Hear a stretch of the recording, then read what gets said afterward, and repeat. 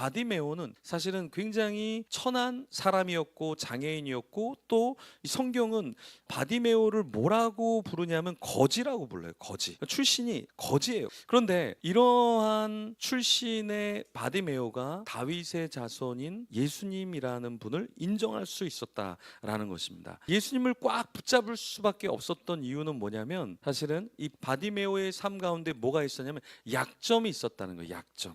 여러분, 사람이 자신에게 컴플렉스가 있다, 약점이 있다, 그럼 우리는 그것을 부정적인 거고 안 좋은 것이라고 생각할 수 있습니다. 그런데 성경에 보면 예수님을 만나고 하나님 앞에 쓰였던 사람들의 대부분은 더 약점이 없는 사람이라기보다는 약점이 있기 때문에 하나님을 붙잡았고 붙잡힘을 당했다라는 것입니다. 그래서 여기서도 이 바디메오는 약한 사람이었어요. 천한 사람이었어요. 거지였어요. 맹인이었어요. 그런데 그런 사람이 예수님을 붙잡을 수밖에 없었던 것은 그 환경이 저주받은 것 같고, 그래서 나를 도와줄 자가 누구냐라고 했을 때 예수님 메시아 그분이라는 것을 직감했다라는 거예요. 그래서 사람들을 붙잡지 않고 메시아를 붙잡았다라는 것입니다. 우리도 각자의 삶에 보면 약점이 있어요. 재정적인 어려움이 있을 수 있고, 관계적인 어려움이 있을 수 있고, 또 컴플렉스가 있을 수 있고, 내가 다른 사람들보다 못난 것, 재능이 없을 수도 있고요. 여러 가지 요소가 있습니다. 그런데 때로는 그게 내 삶에 써져야 할 것 같지만, 사실은 인간은 그런 컴플렉스와 약점이 없으면 자기가 하나님인 양 착각하는 경우가 많다라는 거예요. 그러니까 바디메오는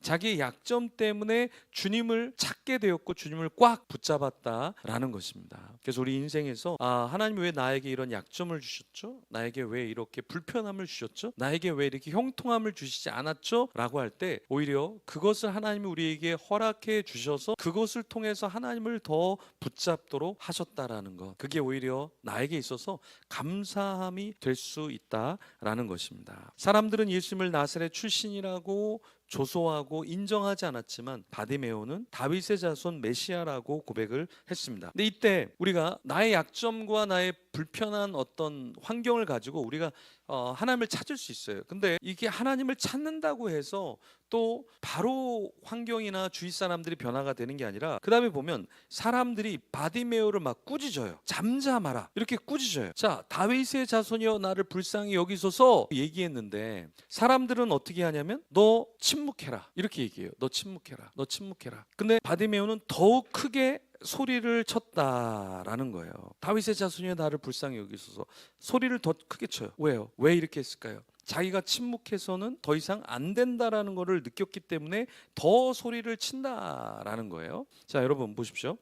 영적으로 좀 하나님 앞에 나가려고 그러면 사람들은 뭐라고 얘기하냐면, 야, 너 그렇게 지금 한가하냐? 너 지금 뭐 하고 있냐? 너 신앙생활은 그렇게 하는 게 아니야. 너 있잖아, 믿는다는 게 뭔 줄 알아? 너처럼 믿는 건 아니야. 오히려 우리가 믿는 사람들 속에 있으면서도 우리가 어떻게 되냐면, 나는 외치고 싶은데 주위의 사람들은 뭐라고 얘기냐면은 침묵하라, 이렇게 얘기를 한다라는 거예요. 참 신기하죠.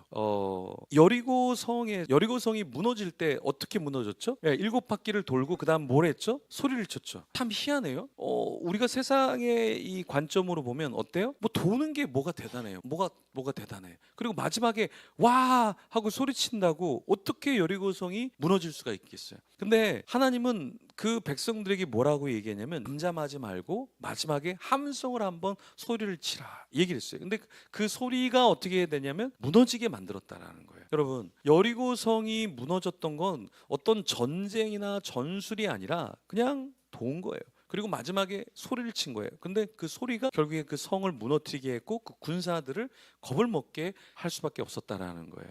바디메오가 막 소리쳤어요. 그때 사람들은 뭐라고 얘기하냐면, 야, 그렇게까지는 소리치지 마. 너 그렇게 한가해? 그런다고 뭐 될 것 같아? 네가 그런다고 뭐 영향이 있을 것 같아? 그러니까 세상은 우리로 하여금 계속해서 침묵하게 만든다라는 거예요. 나는 시간을 많이 들여서 글을 써서 올렸는데 그거를 본 사람이 그게 맞는 말이냐, 너는 왜 그렇게 올리냐, 너는 인생이 괜찮냐, 네 믿음은 괜찮냐, 수만 가지의 소리가 말을 하기 때문에 이게 어려움이 있어요.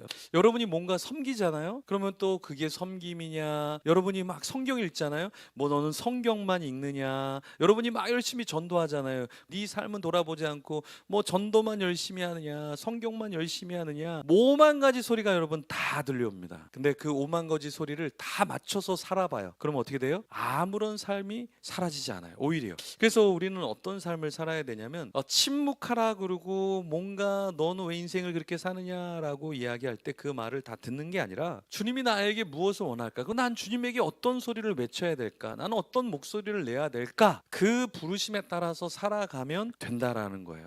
그렇죠?